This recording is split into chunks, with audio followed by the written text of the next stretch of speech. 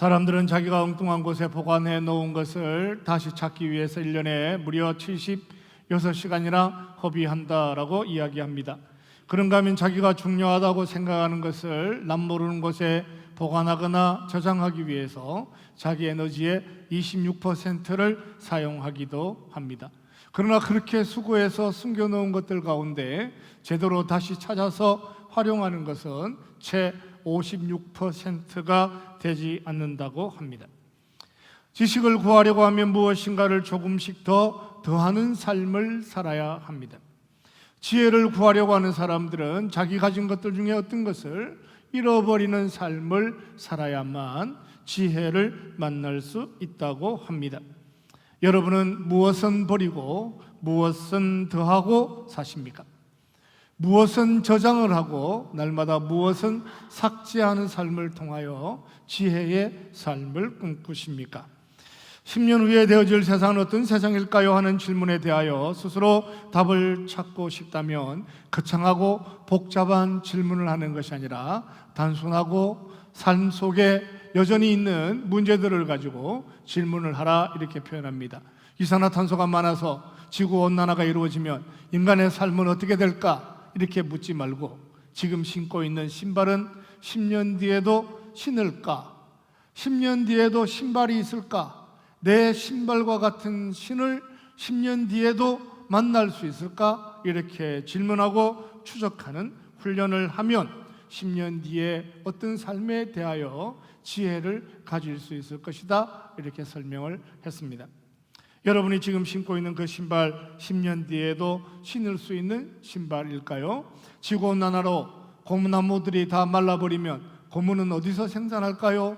고무로 된 밑창이 있는 신발은 여전히 신어낼 수 있을까요? 정확하게 잘 알지는 못하지만 신발의 밑창의 소재를 어떤 것으로 만들 것인지에 대해서 잘 알 수는 없지만 분명한 것은 신발은 신고 있지 않을까 하는 느낌적 느낌이 있습니다. 오늘은 우리 인생 가운데 열매 맺게 하시는 하나님의 은혜에 대하여 함께 말씀을 묵상하려고 합니다. 5절 말씀을 다시 한번 보시기 바랍니다. 씨를 뿌리는 자가, 같이 읽읍시다. 시작. 씨를 뿌리는 자가 그 씨를 뿌리러 나가서 뿌릴새 더러는 길가에 떨어짐에 밟히며 공중의 새들이 먹어버렸고. 본문은 예수님께서 자기 제자들에게 하나님의 나라를 설명하시면서 비유로 말씀하신 내용들을 담고 있습니다. 예수님은 제자들에게 하나님의 나라는 씨를 뿌리는 것과 같은데, 씨를 뿌리면 그 중에 어떤 씨를 통하여 100배의 열매를 맺는 것과 같은 것이 하나님의 나라가 될 것이다 라고 설명을 합니다. 예수님은 자기 제자들에게 씨를 뿌리면 100배의 열매를 맺어주는 것이라고 말씀하시면서 하나님의 나라는 언제나 열매가 있을 것이다, 이렇게 설명하셨음에도 불구하고 오늘 우리가 이 본문의 말씀을 읽으면서 100배의 열매보다 공중에 새가 보이고 돌짝들이 보이고 가시덤불이 보이는 것은 인간들이 살아가는 본성적 죄의 흔적을 가지고 살아가는 삶이기 때문이다 라고 생각해 봅니다. 성경 안에서 은혜를 발견하고 긍정을 발견하고 하나님의 사랑을 발견하고 싶지만 본질적으로 타락하고 전적으로 부패한 인간은 100배의 열매가 있을 것이다 라고 말씀하시는 이 하나님의 음성을 들으면서도 귀 있는 자는 말하는 것을 들어라, 이렇게 말씀하셨음에도 불구하고 예수님의 말씀을 듣기보다 자기 눈에 공중의 새가 더, 자기 눈에 가시덤불이, 자기 눈에 돌짝밭에 뿌려진 돌들이 더 크게 보이는 것이 죄인의 삶의 흔적이 되기도 합니다. 씨를 뿌리는 자는 자기 밭에 나가서 씨를 뿌리며 소망 중에 씨를 뿌립니다. 농부가 가지는 축복은 소망 중에 씨를 뿌리는 거죠. 열매를 맺을 것이다, 열매를 달릴 것이다, 언젠가는 열매가 있기를 원한다, 제발 열매야 맺어라. 씨를 뿌리는 것으로 끝나지 않고 반드시 열매 있는 일들에 대하여 소망하며 씨를 뿌리는 것이 씨 뿌리는 자의 마음입니다. 그러나 소망 중에 씨를 뿌려야 함에도 불구하고 씨를 뿌리면서 소망 중에 씨를 뿌리는 것이 전적으로 타락한 인간에게는 늘 어려운 일이 되기도 합니다. 학교에 가서 공부를 합니다. 소망 중에 공부하는 것이 어렵습니다. 직장에 취업을 했습니다. 이 일들을 통하여 하나님 나라의 꿈을 이루어야겠다라고 소망 중에 일하는 것이 타락한 본질적으로 한계를 가지고 있는 인간이 감당하기에는 늘 버거운 것이죠. 농부가 씨를 뿌려서 열매를 거두는 것은 늘 기적 같은 일이었습니다. 그 농부가 씨를 뿌리는 밭은 이른 밭이었습니다. 밀레가 그린 씨 뿌리는 사람이라고 하는 그림을 보면 그 밭은 척박한 땅이었습니다. 경사진 비탈길에 밭인지 길인지 고랑은 어디에 있는지 어느 고랑을 향하여 어떻게 씨를 뿌리는지 그 씨를 뿌리면 씨앗은 도대체 날 수 있을는지 확신 없는 그 밭에 어둠의 그림자가 밀려오는 것처럼 보입니다. 씨를 뿌리면 열매를 맺을 것 같은 소망이나 씨를 뿌리는 자의 행복 같은 느낌보다 수고하고 무거운 짐을 지고 평생을 소망하고 꿈꿔봤지만 그 소망 제대로 이루어 본 적이 없는 늘 굶주리고 아프고 고통을 반복하고 살아야 되는 농부의 무거운 삶의 무게가 느껴지기도 합니다. 씨 뿌리는 자의 눈물이 보이는 그림이기도 합니다. 예수님이 밭이라고 설명하셨을 때 그 밭은 잘 정리된 그런 밭이 아닙니다. 비탈길에 겨우 밭을 만들어서 씨를 뿌리고 살아야 하는 삶을 반복하고 살아갑니다. 트랙터 같은 것으로 땅을 경지를 기행해 본 적이 없습니다. 밭 한가운데 커다란 돌이 있는데 치워야지 했지만 그 돌을 치울 만한 트랙터도 없고 소도 없고 평생을 두고 그 돌을 바라보면서 밭 한가운데 있는 큰 돌을 바라보면서 뺄래야 뺄 수 없는 절망을 가지고 오랫동안 씨를 뿌리고 살아야 하는 것이 타락한 농부의 절박한 농부의 아픔이 되기도 합니다. 그러니까 예수님이 이 비유로 말씀하실 때에 밭이라고 하는 것은 돌짝밭이 따로 있고 가시덤불이 따로 있고 옥토가 따로 있는 것이 아니라 하나님께서 씨를 뿌렸는데 거기에는 뿌려진 씨가 뿌려지는 그 밭에는 어떤 부분에는 돌짝이 있고 지금은 가시덤불이 보이지 않지만 동시에 식물이 나기 시작했는데 그 가시덤불이 더 빨리 자라서 그 씨앗을 자라지 못하도록 방해하기도 하고 막상 땅을 파고 보니까 깊은 곳에 자갈들이 기다리고 있는 땅일 수 있다라고 하는 것을 전제합니다. 고대 근동의 모든 밭들은 좋은 땅이 있고 그 옆에 자갈이 있고 그 옆에 어떤 사람들이 지나가는 발자국이 있는 오늘 우리가 만들어 놓은 오늘 우리가 상상하는 경지가 잘 정리된 트랙터가 들어갈 수 있고 논두렁이 있고 밭두렁이 있고 경계가 분명하고 여기는 논이고 여기는 밭이고 여기는 배추밭이고 여기는 당근밭이고 여기는 누가 무엇을 심었고 정확하게 구별되는 그런 구별된 정리된 경지가 아니라 비탈길에 농부가 씨를 뿌려서 곡식이라도 기다려보는 그런 땅이었다라고 말씀합니다. 씨 뿌리는 자는 옥토에만 골라서 거기에 씨를 뿌리는 것이 아니라 척박한 자기 밭을 보면서도 거기에 씨를 뿌리는 사람이었습니다. 씨 뿌리는 자가 하나님이시면 하나님은 세상에서 좋은 곳, 준비된 영혼, 예수 믿을 만한 영혼에만, 예수 믿을 만한 마음에만 씨를 뿌리는 것이 아니라 마음밭에 자갈이 있고 마음밭에 가시떨기가 있고 마음에 상처가 있음에도 불구하고 씨 뿌리시는 소망 중에 사람들의 마음에 끊임없이 복음을 두드리고 하나님의 말씀을 두드리시는 하나님이시다라고 말씀합니다. 그 마음에 돌이 있든지 걸림돌이 있든지 아니면 메마를 수밖에 없는 삶의 조건을 가지고 있든지 구별하지 아니하고 그 마음밭에 소망을 품고 씨를 뿌리시는 것이 하나님의 열심, 하나님의 은혜, 하나님의 섭리라고 말씀하고 있습니다. 하나님은 마음에 뿌려진 씨앗이 인간들의 어떤 염려로 인하여 잘 자라지 못할 수 있다라고 하는 것을 이미 아셨습니다. 밭을 보는 순간 어떤 밭도 옥토가 아니다라고 하는 것을 하나님께서 다 아시고 있음에도 불구하고 하나님은 그 사람을 포기하지 아니하시고 끝까지 소망 중에 씨를 뿌리시는 하나님의 은혜, 그럼에도 불구하고 씨 뿌리는 것을 즐거워하며 사역하시는 것이 하나님의 행복이었습니다. 만약에 하나님께서 사람들이 자기 마음을 옥토로 만들어낼 때마다 사람이 스스로 자기 마음을 옥토로 만들 때까지 기다렸다가 모두의 마음에서 돌이 치워지면, 모두의 마음에서 가시덤불이 제거되면, 그의 삶을 방해하는 공중의 새가 한 마리도 없는 온전한 마음이 되면 내가 그때야 씨를 뿌리겠다라고 말씀하셨다면 우리는 하나님의 말씀을 영원히 잊어버리며 살아갈 수도 있습니다. 사람은 스스로 자기 마음을 옥토로 만들 만한 능력을 가져본 적이 없습니다. 의인은 없나니 단 한 사람도 없는 거예요. 어느 누구도 자기 마음을 스스로 옥토를 만들어낼 수 없었음에도 불구하고 하나님은 자기 백성들에게 찾아오셔서 그럴 만한 능력 없는 인간의 삶 속에 개입하셔서 그 척박한 땅에서 열매를 만들어내시는 것이 하나님의 능력이었습니다.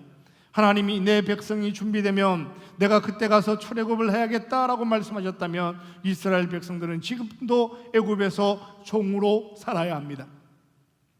하나님은 오랫동안 이렇게 지켜보시는 거예요.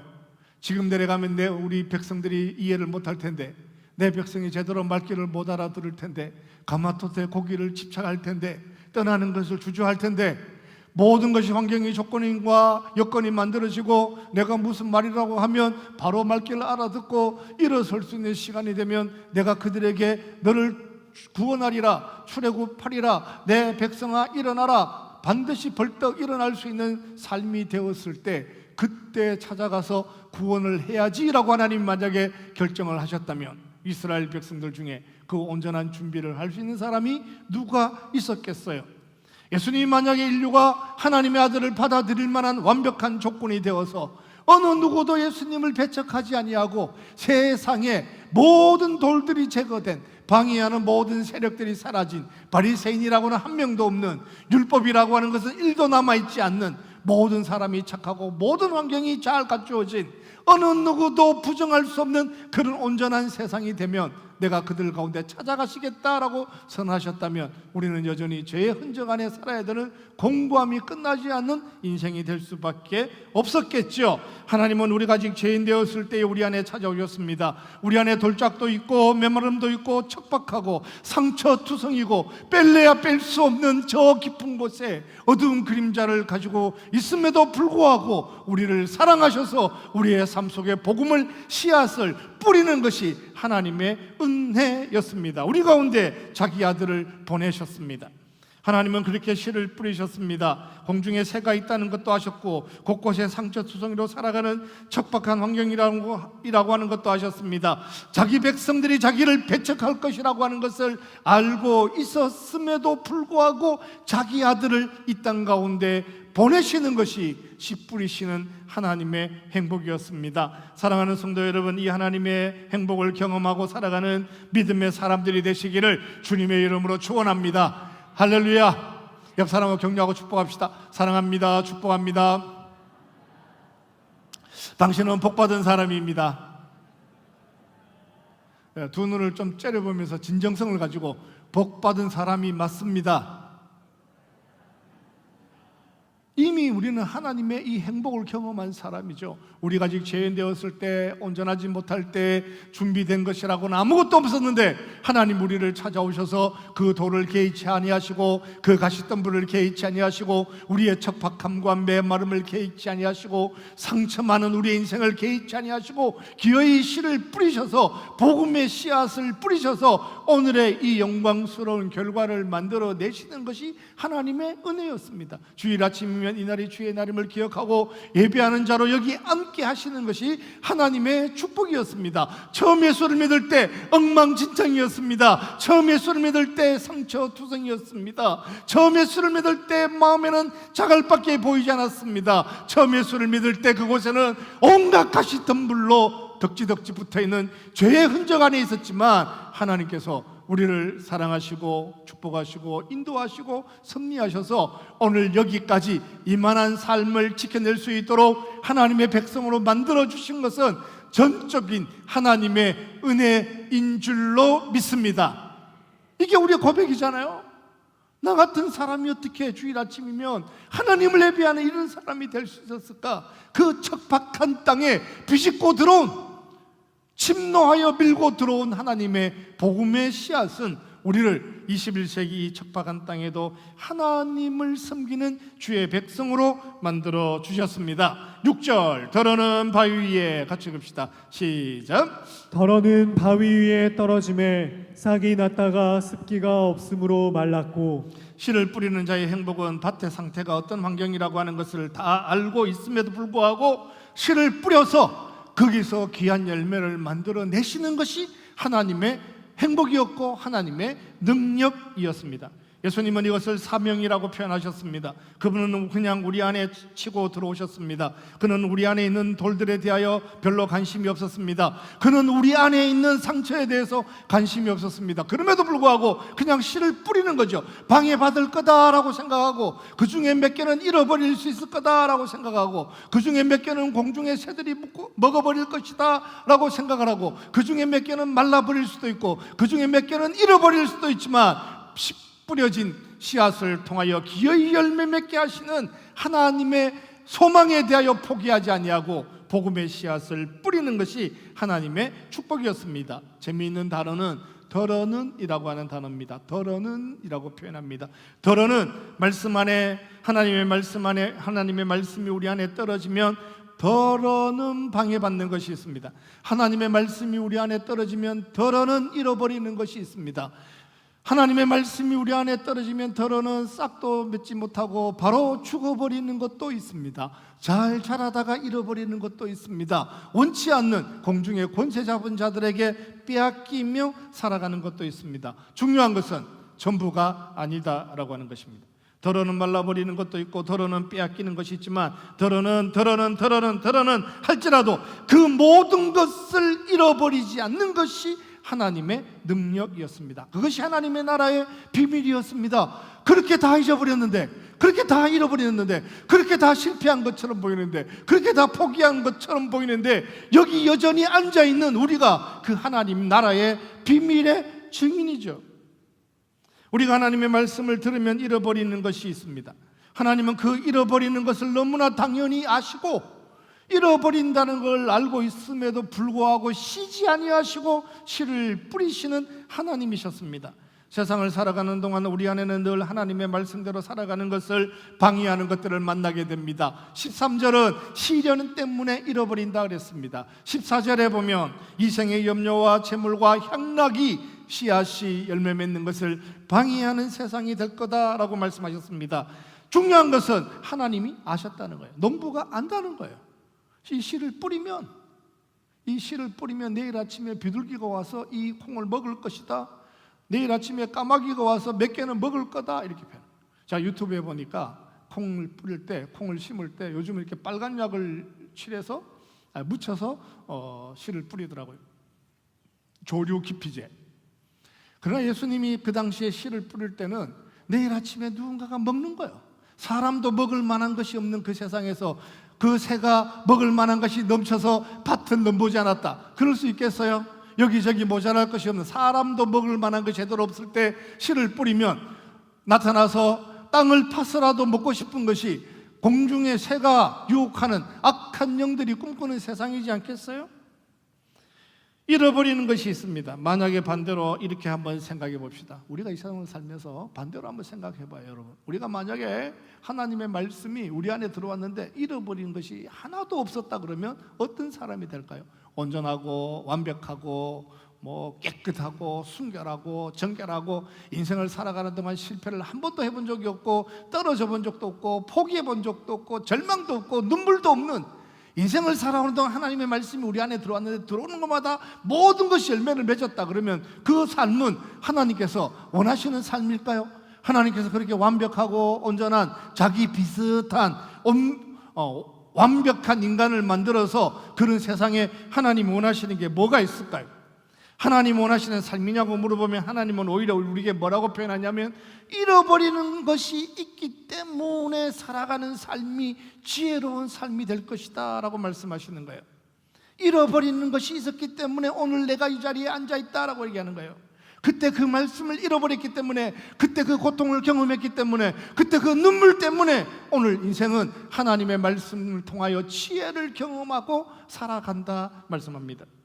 잃어버리는 것이 기분이 좋은 것은 아니죠. 속상하고 힘들고 어려운 것이 사실입니다. 농부가 씨를 뿌리고 까마귀가 씨를 물고 가는 것을 지켜보면서 야, 기분 좋다, 드디어 내 예측이 맞았네, 까마귀란 놈이 드디어 먹었구나, 이런 현상을 보면서 기뻐할 수 있는 농부는 아무도 없습니다. 빼앗기고 싶지 않은 것이 맞습니다. 하나라도 잃어버리지 않는 것이 맞습니다. 잃어버리고 싶지 않습니다. 그렇지만 하나님께서 자기 백성들을 지켜볼 때 그 연약함이나 세상이 만들어내는 절박함이나 악한 사람들의 마음의 욕망을 생각해 보면 몇 개를 잃어버릴 수밖에 없다는 것 하나님이 다 아셨음에도 불구하고 자기 백성들을 포기하지 아니하고 여전히 씨를 뿌리는 것이 하나님의 은혜였습니다. 말씀을 잃어버렸는데 그것으로 행복을 삼겠다, 그럴 수는 없습니다. 그래서는 안 되죠. 그렇지만 우리가 잊지 말아야 하는 것이 있습니다. 그 하나 더러는 잃어버린다 할지라도 모든 것이 사라지는 것처럼 하나님의 나라를 오해하면 안 된다라고 하는 거예요. 한번 실패할 수 있습니다. 절망할 수 있습니다. 무너질 수 있습니다. 공중의 권세 잡은 자들에게 빼앗길 수 있습니다. 풀 한 폭이 메말라 버릴 수도 있습니다. 그보다 더 중요한 것은 하나님께서 잃어버리는 것을 뒤로하고 더 풍성케 하시는 하나님이 우리 하나님이시다라고 하는 거예요. 더하는 것이 지식이 된다면 잃어버리는 것은 인생의 지혜가 되기도 합니다. 사랑하는 성도 여러분, 여러분의 씨를 뿌리는, 씨 뿌리는 그분이 우리 이미 더러는 잃어버릴 것을 다 아시고 계셨음에도 불구하고 낙심하지 아니하고 씨를 뿌리셨던 것처럼 21세기 이 척박한 땅에서도 어떤 일을 만나든지 소망 중에 소망을 품고 씨 뿌리는 믿음의 삶을 살아가는 은혜의 여정 되시기를 주님의 이름으로 축원합니다. 그 하나님의 은혜를 붙잡고 사는 거죠. 하나님께 대하여 소망하는 거죠. 씨를 뿌려서 내가 이것을 만들어내겠다가 아니라 씨를 뿌리면 열매 맺게 하시는 하나님의 능력에 대하여 신뢰하고 살아가는 거예요. 그걸 믿음이라고 표현하는 거예요. 8절, 더러는 좋은 땅에 떨어짐에, 같이 봅시다. 시작. 더러는 좋은 땅에 떨어짐에 나서 백배의 결실을 하였느니라. 이 말씀을 하시고 외치시되 들을 귀 있는 자는 들을지어다. 들을 귀 있는 자는 제발 좀 들어라. 공중에 권세 잡은 자 몇 개 가지고 간다. 돌짝밭에 떨어진 거 더러 죽는다. 자갈밭에 가시덤불에 더러는 죽지만 더러는 좋은 땅에 떨어지는 그 하나가 백을 이루는 것 때문에 하나님의 나라는 무너지지 않을 거다라고 말씀을 하셨습니다. 하나님의 나라는 여전히 그가 뿌려진 더러는 이라고 하는 것 때문에 30배, 60배, 100배의 열매를 맺을 것입니다. 그렇게 실패한 일도 많고 절망하고 좌절하고 포기한 일도 많았는데 오늘 구원이 여전히 우리에게 은혜로 다가오는 것은 열매 맺는 무엇인가가 있었기 때문이었습니다. 공중의 새에게 하나를 잃어버렸는데 모든 것을 잃어버리는 것이 아니었습니다. 이생의 염려와 걱정에 빼앗기고 시련에 잃어버리고 남는 것이 하나도 없을 것 같은 걱정과 두려움으로 인생을 살았는데 여전히 이곳에 앉아 있다는 것이 축복이었고 여전히 우리의 삶의 열매가 있다라고 하는 것이 하나님의 은혜였습니다. 더러는 좋은 땅에 떨어진 그 하나 때문에 하나님의 복을 경험하고 살아갑니다. 재미있는 것은 열매를 맺는 것도 더러는 이라고 하는 거예요. 모든 열매가 열매를 맺는 것이 아니라 더러는 잃어버리는 것지만 더러는 열매 맺는 그 하나 때문에 하나님의 나라가 100배, 1000배, 만배로 부흥하는 하나님의 은혜를 누리며 살아가게 될 것이다 라고 말씀하셨습니다. 그것이 하나님의 나라입니다. 하늘의 미랄이 예수 그리스도의 십자가가 단 한 번의 그 십자가가 천을 이루고 만을 이루는 세상이 하나님의 나라였습니다. 그러나 율법의 나라는 그런 나라가 아니었습니다. 야고보서 2장 10절에 보면 누구든지 온 율법을 지키다가 그 하나를 범하면 모두 범한 자가 되나니, 온 율법을 지키다가 하나를 무너지면 다 무너지는 거예요. 간음은 했는데 살인은 하지 않았는데 간음을 했어요. 간음은 하지 않았는데 살인을 했어요. 사실 뭐 두 개 중에 하나도 엄청난 것인데도 불구하고 그 하나를 안 했다는 게 뭐가 그렇게 대단한 것일까요? 그럼에도 불구하고 그 두 개 중에 하나만 해도 무너지는 것이 틀림없는 건데, 성경에 보면 성경학자들은 약 613개의 율법적 조항들이 있다 그래요. 613개 중에 612개를 지켰는데 613개 세 번째 하나를 어기면 다 무너지는 것이 율법의 세상이다 라고 표현합니다. 21세기 사람들이 살아가는 우리는 캔슬 컬처의 세상이라고 분류하는 인류학자들도 있습니다. 캔슬의 세상, 캔슬의 문화, 관용이 없는 무관용의 세상. 철없을 때 10년 전에, 20년 전에, 30년 전에 SNS에 글 하나 올렸는데 그 하나 때문에 모든 것을 잃어버려야 되는, 관용이라고 하는 것은 1도 없는, 처음에는 그것이 정의인 줄 알고, 처음에는 그것이 공평인 줄 알고, 처음에는 그것이 모두에게 주어진 축복인 줄 알았고, 모두에게 공평한 줄 알았는데 알고 보니까 어느 누구에게도 기회를 주지 않는 무관용의 세상을 만들어내는 것이 21세기 문명의 특징이라고 설명하기도 합니다. 사람들은 하나님을 제거하고 인류가 살아가는 삶 속에 가장 무관용하고 두렵고 무서운 그 하나님을 빼버리면 사람은 사람들과 더불어 화평할 것이고, 약자를 잘 보호할 것이고, 이상한 사람도 이해해 줄 수 있는 세상이 될 것이고, 어떤 불공평함도 없는 공평한 세상을 만들어야겠다. 하나님이 만들어 놓은 세상에는 질서라고 하는 것 때문에 불공평함이 만들어지니 하나님 빼버리고 모든 사람이 동등한 세상을 살면 굉장한 세상을 만들지 않을까라고 생각을 하고 혁명도 하고 개혁도 하고 온갖 돌도 던지고 온갖 정의로운 일들을 반복하고 살았는데 알고 보니까 어느 누구에게도 기회가 없는, 어느 누구에게도 관용이라고 하는 것을 경험하기 어려운 이상한 세상을 만든 것이 21세기 문명의 특징이 되기도 하는 거예요. 사람들은 그렇게 표현해요. 이 무관용의 세상, 처음 만나본 세상이다. 한 번도 경험해보지 못했던 세상이다. 그렇죠. 우리 모두가 살아왔던 삶을 다 알아요. 우리 마음에는 덕밭도 있고, 우리 마음에는 상처도 있고, 우리 살아온 삶이 온전하지 못했는데 지금이라도 추적해서 10년 전에, 추적해서 20년 전에, 추적해서 30년 전에 하나를 끄집어내면 모든 것이 한꺼번에 지워지는, 한 방에 훅 가는 세상을 만들었다라고 생각하고, 이야, 세상 참 신기하다 이렇게 표현도 하겠지만, 여러분, 그 세상은요 2000년 전에 율법의 세상에 이미 있었던 거예요. 모든 것을 다 이루었는데 하나가 무너지면 다 무너지는 그 율법의 세상에 하나님께서 자기 아들을 보내시며, 더러는 잃어버리고 더러는 무너지고 더러는 파괴된다 할지라도 더러는 심어놓은 그 생명의 성령의 법을 따라 만들어진 그 열매가 잃어버린 것보다 훨씬 더 풍성한 인생을 만들어가게 될 것이다 라고 하는 것이 하나님 나라의 씨 뿌리는 자의 비밀이었습니다. 은혜의 나라, 하나님의 나라, 복음의 나라는 더러 잃어버리는 것이 있어도 하나가 열매를 맺으면 천이 되고 만이 되는 세상이라고 말씀하십니다.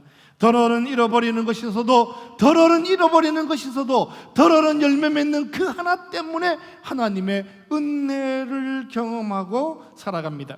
하나님이 소망 중에 씨를 뿌리시는 분이셨던 것처럼 오늘도 인생에 만들어낸 수많은 절망 앞에서 소망으로 하나님의 나라 꿈꾸고 살아가는 믿음의 인생 되시기를 주님의 이름으로 축원합니다.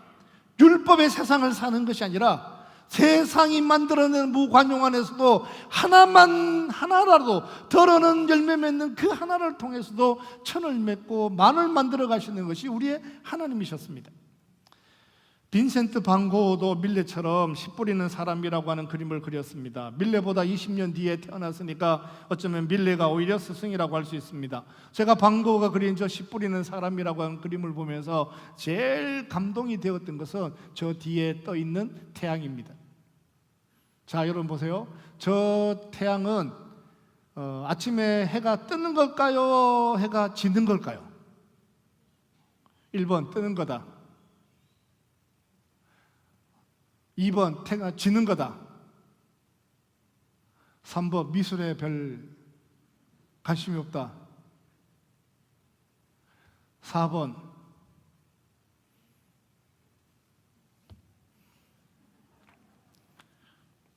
(2부에) 안 했던 걸 (3부에) 하려고 그러니까. 저는요, 농부는 아침에 씨를 뿌려요. 찬란히 떠오르는 태양을 보면서. 고흐는 척박한 삶을 살았습니다. 그림으로 보면 발밑에 여전히 돌들이 있습니다. 저 척박한 땅에 씨를 뿌리면서 어떤 열매가 맺기를 기대하는 마음으로 씨를 뿌릴까요? 삶은 여전히 척박하고 내 마음 안에는 여전히 돌들이 넘쳐나고 그렇게 치우고 싶었던 그 돌들이 사라지지 않는 공고한 인생 속에서도 소망 중에 씨를 뿌리고 살아가는 것은 삶을 비추는 거대한 태양 같은 그분의 능력을 통하여, 그분의 에너지를 통하여 내 삶은 여전히 초라하고 어렵지만 누군가가 지켜주시는 하나님의 생명력 안에서 씨 뿌리는 자로 세상을 살아갈 수 있다면 그것만큼 복된 삶이 또 있을까요? 우리의 마음에는 돌들이 있습니다. 이곳에 돌이 있는데 이곳에 돌 때문에 무너지는 삶이 있는가 하면 여전히 그 돌이 있음에도 불구하고 또 다른 한 구석에서 뿌려진 씨앗을 통하여 30배, 60배, 100배를 거두고 천을 이루고 만을 이루시는 네 마음의 돌들이 다 사라지기 전에는 10배를 맺지 않을 거다. 네 마음속 욕심이 다 사라지기 전에는, 네 삶의 실패가 다 사라지기 전에는, 너의 삶에서 모든 가시가 사라지기 전에는 너에게 열매를 1도 허락하지 않겠다. 그렇게 말씀하시는 것이 아니라 너 마음에 어떤 삶의 추함과 더러움과 약함을 가지고 있다 할지라도 더러움은 뿌려진 그 하나가 천을 이루고 그 하나가 만을 이룬다면 그것이 씨 뿌리는 자의 소망이 될 것이다 말씀하셨습니다. 한 주간의 삶 속에 새롭게 시작하는 일이 있습니까? 믿음으로 출발하는 일들이 있습니까? 씨를 뿌리는 것처럼 도전하는 일들이 있습니까? 소망 중에 씨를 뿌리시고 그 열매 맺게 하시는 하나님을 경험하는 믿음의 여정 되시기를 주님의 이름으로 축원합니다. 자비로우신 하나님 아버지,